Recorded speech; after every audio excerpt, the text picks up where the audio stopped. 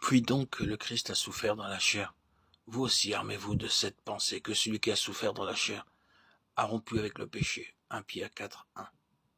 Ayant fait la paix par le sang de sa croix, il vous a maintenant réconcilié par la mort que son Fils a souffert en son corps, dans sa chair. Colossiens 1, 20, 22. Le prophète Ésaïe nous déclare expressément que ce ne fut pas pour lui-même que souffrit l'homme de douleur, mais pour ceux qui s'étaient égarés. Le Christ fut, de par la volonté prédéterminée du Père, l'offrande pour le péché, brisé et meurtri pour nos iniquités.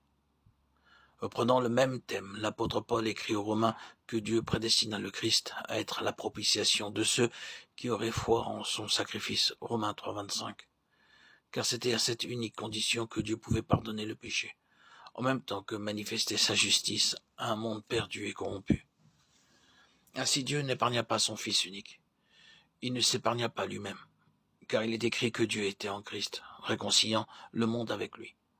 Voilà la bonne nouvelle de paix que doivent proclamer les messagers, ce que le Christ ressuscité a créé, ambassadeur auprès des âmes qui périssent, pour supplier celles-ci d'être réconciliées avec Dieu.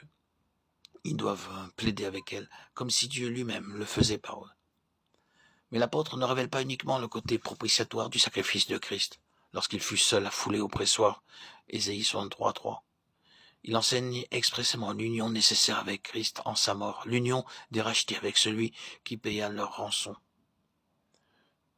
Unis au Seigneur dans sa mort, nous sommes réconciliés avec Dieu par lui. Il y a là une réconciliation qui implique l'union, et cette union entraîne immanquablement la sanctification. Le sacrifice du calvaire ne doit pas rester quelque chose d'extérieur à nous-mêmes. Nous aussi, en Christ, nous devons mourir à ce qui, en nous, constitue le vieil homme, mourir au péché.